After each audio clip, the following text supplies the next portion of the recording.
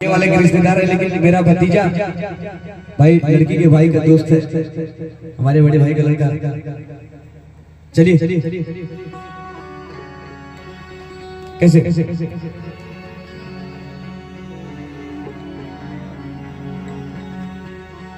कि कौनो दिनवा शिकार हो जइबू,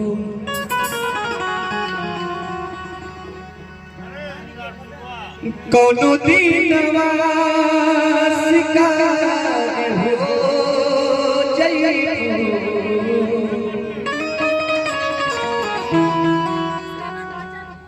इसके बाद हमारी बुआ लोग बैठे भजन के लिए लोगों की देवी गीत की फरमाइश है, सुना देंगे बिल्कुल। अरे कौनो दिनवा शिकार हो जइबू, हमसे मिलबू हमारी हो जइबू, हमसे मिलबू हमारी हो जइबू।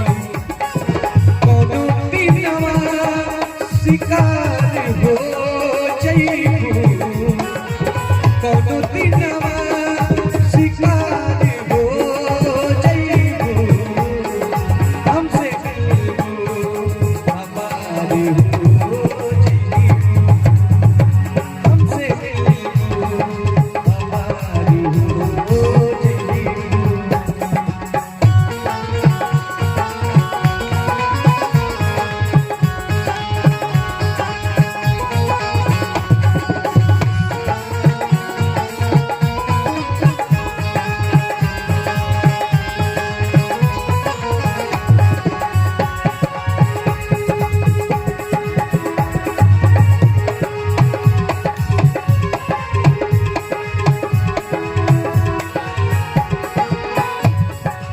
मारी ठोकर जमाना जब तोहके,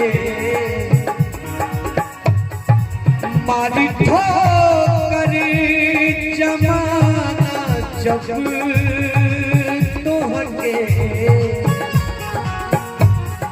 हम देखवा के हार हो जइबू, कौनो दिनवा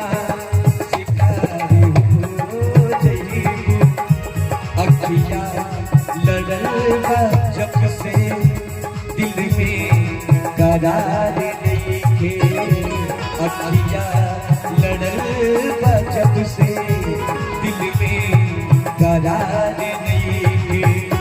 हम कैसे कहीं हमके तोहरा